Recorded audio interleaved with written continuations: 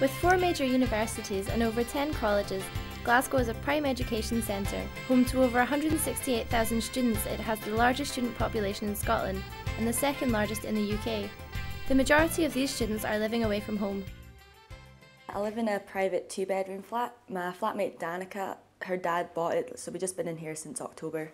It's $300 a month, and that includes internet, and my dad pays it, luckily, but any bills on top of that I've got to pay myself, sadly.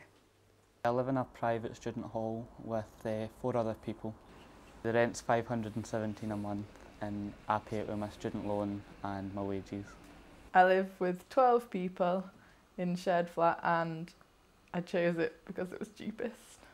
I pay £80 a week and my nan pays it for me. First year I lived in the university's own halls with like 6 other girls, and then we moved into private halls like just down the road.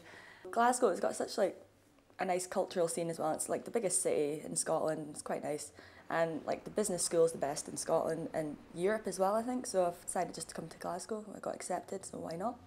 I like the city, and it was far away from home. I'm from Aberdeen, and that's about 5 hours away, so I can't go home as often as I'd like because I work at the weekend as well.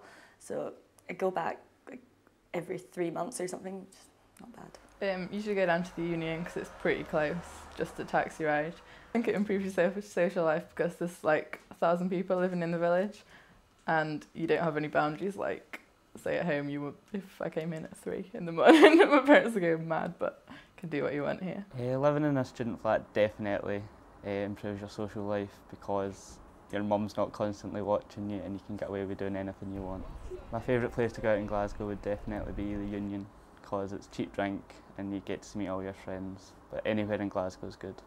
Usually when I go out just to the Union because I'm skint and it's only like 3 minutes away or something like that, so it's not expensive for taxis or anything. It's good.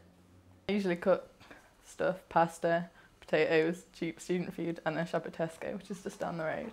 At the beginning of the year I'd usually tend to go to Tesco, but then as it gets towards the end it would usually be Aldi that I would go to. I would just usually cook stuff from the freezer, and I really like making toasties.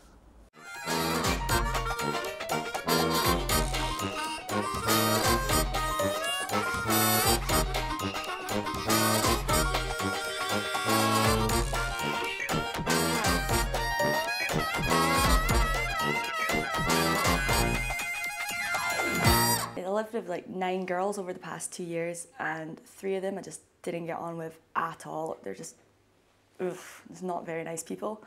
In first year I remember at the end of the year, like I tried to get on with them throughout the year because just to make it easier to live with, but at the end of the year I just gave up and I just had a big massive drunken rant at her, and I threw all her pasta everywhere, and you know, she ended up crying or something, but I wasn't too bothered. And then last year there's these 2 girls who are just the most annoying people ever to live with, and like, oh, I just couldn't stand it anymore, and I just got, again, just drunk and like shouted at them and everything. But like, I'm a nice person. There's 12 of them, so I got on with a few of them, but some more than others.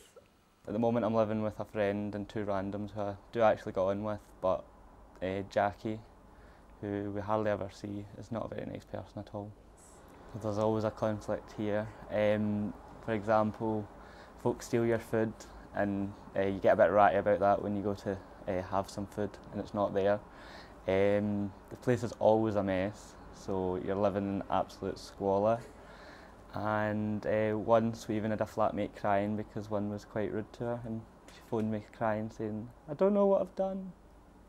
The flat I was in last year, there's 2 girls that made a bin rota up, and I missed my one day, like 1 week, and then I got total shouted at, and then next week was like, "Are you sure this day's okay with you? Are you sure?" And I'm like, yes, it's fine. And then I took it out, but then she forgot to take her day out, and I was not happy with that.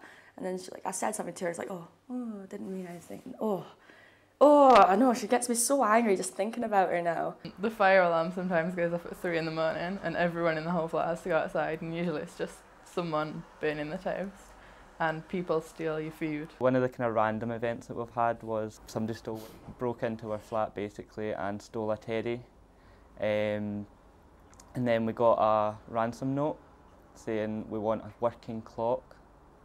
So we found a working clock, and we sat it where it was to be, We got the teddy back and somebody stole our clock, so we've still never found out who it was. We have 2 showers between us, but in the morning when everyone wants to go in the shower, it can be quite difficult. And cooking, everyone always wants to cook at the same time. And the kitchen is quite a mess. No, I definitely wouldn't recommend it. I think 12 people's too many to live in a flat.